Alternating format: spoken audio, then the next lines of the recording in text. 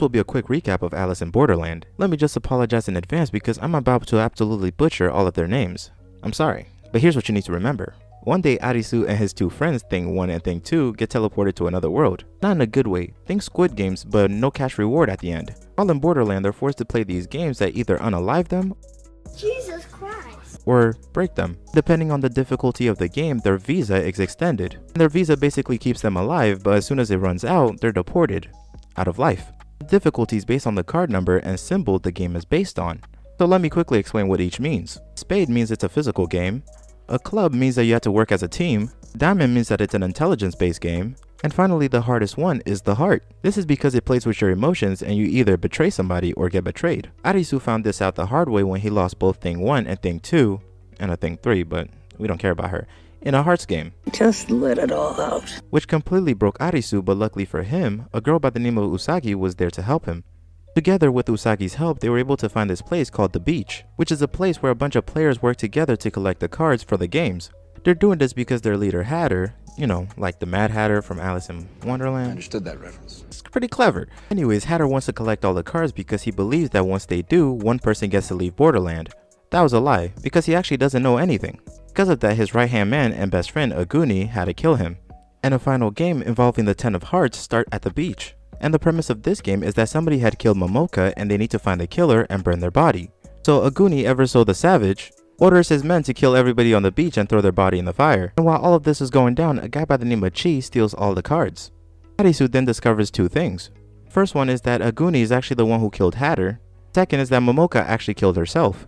As then, Momoka's best friend Asahi reveals to everyone that she's a dealer of the game, which means that she was in charge of setting up the 10 of Hearts game, and after revealing that information, she's quickly put asleep by a laser.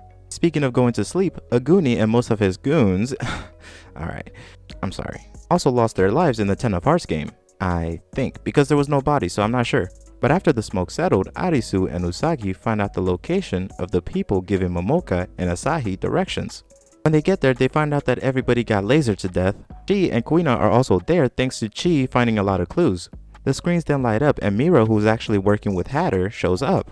And the season ends with her revealing to everyone that they only completed stage 1 and now they need to compete for the face cards. Season 2 is somehow even more brutal than the first season. The gang is going after the face cards after collecting all of the numbered cards. See, most of these face cards were bad, but not as bad as the last two. Those two being the King of Spades and the Queen of Hearts. The King of Spades, well, it's always been a mark of honor to call a spade a spade. yeah, he's an absolute shooter. This guy and his weapons produce a mortality rate of about 99%. The 1% that got away and ultimately ended his kill streak were Arisu, Usagi, Kuina, and Aguni, with Aguni actually dealing the kill shot. He's impressive, also evil. Also, Anne survived long enough to make Kuina promise that they'll be friends in the next life. Speaking of Kuina, that brings us to the Queen of Hearts. Anyways, the challenge for the Queen of Hearts is really just completing this game of cricket. But the Queen of Hearts quickly puts any contestant into a depression. And if it wasn't for Usagi pulling Arisu out of that depression, they would have died. You know, if I had a nickel for every time Usagi pulled Arisu out of a depression to save their lives, I'd have 2 nickels, which isn't a lot, but it's weird that it happened twice, right? Anyways, after completing the Queen's game, which really just said F you to all of the theories we came up with about what's really going on, but I digress. After completing the game, everyone's confronted with two options. Either stay in Borderland or leave. Everyone in our gang chose to leave, including Anne, who I could have sworn was dead. We then cut to a hospital where everybody that was participating in these twisted games are apparently patients of. We then kind of get a glimpse of every character that's alive in the hospital recovering in some way. This all sort of makes sense if you believe what the Queen told Arisu, which is that they were all in purgatory, aka Borderland, after a meteor struck Tokyo, which put them all in a coma, and this is some sort of twisted way of them trying to recover. Arisu seems to be the only one to remember what happened, and after meeting Usagi in the hospital, slowly starts to get to know her once again. The season then ends with a camera zooming in to a Joker card on a table. Oh, I get it, like the card is still on the table. That's pretty on the nose. That's good. And yeah, I hope I answered all of your questions, but if I didn't, be sure to leave a comment. I read them all.